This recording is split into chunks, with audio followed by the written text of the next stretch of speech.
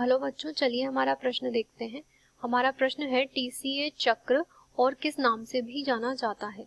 इस प्रश्न की बात करें तो सबसे पहले यहाँ देखते हैं मुख्य अवधारणा को।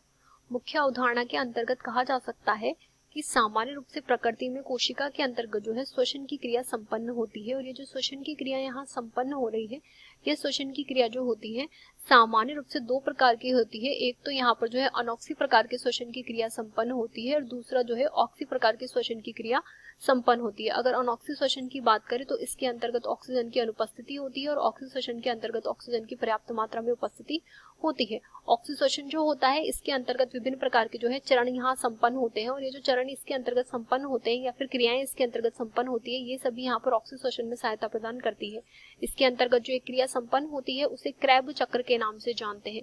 क्रैब चक्र की अगर बात की जाए तो इसके अंतर्गत कहा जा सकता है कि क्रैब चक्र जो होता है इस प्रकार से ऑक्सी श्वसन में संपन्न होने वाला चक्र होता है जिससे सर्वाधिक मात्रा में ऊर्जा की प्राप्ति होती है। यानी कि यहाँ पर जो है सर्वाधिक ऊर्जा की जो प्राप्ति होती है वो इसी के द्वारा संपन्न होती है। इसके अंतर्गत जो प्रथम उत्पाद निर्मित होता है वो प्रथम उत्पाद जो होता है 3 कार्बन का अम्ल यहाँ पर होता है। प्रथम उत्पाद की हम बात कर रहे हैं जो कि एक 3 कार्बन का अम्ल है। 3 कार्बन के अम्ल की अगर बात करें तो उसे हम सिट्रिक अम्ल के नाम से जानते हैं। और सिट्रिक अम्ल की अगर बात की जाए तो इसके अंतर्गत कहा जाता है कि 3 कार्बन का ये अम्ल है, इसका अगर हम फॉर्मूला देखें तो CH2 COOH CH COOH CH2 COOH।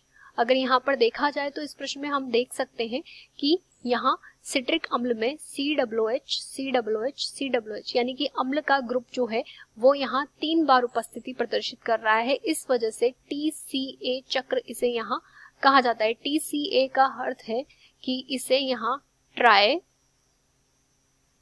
Carboxylic अम्ल चक्र, तो यहाँ पर ट्राई कार्बोक्सिलिक अम्ल चक्र से कहा जाता है क्योंकि सिट्रिक अम्ल में 3 यहाँ पर कार्बोक्सिलिक अम्ल के ग्रुप स्थित होते हैं। तो टीसीए चक्र को हम अन्य रूप से जो है क्रैब चक्र के नाम से भी जानते हैं। इसके अगर अन्य नाम की बात की जाए तो इसे हम यहाँ पर जो है क्रैब चक्र के नाम से भी जानते हैं। आशा करते हैं आपको प्रश्न समझ आया होगा। धन्यवाद।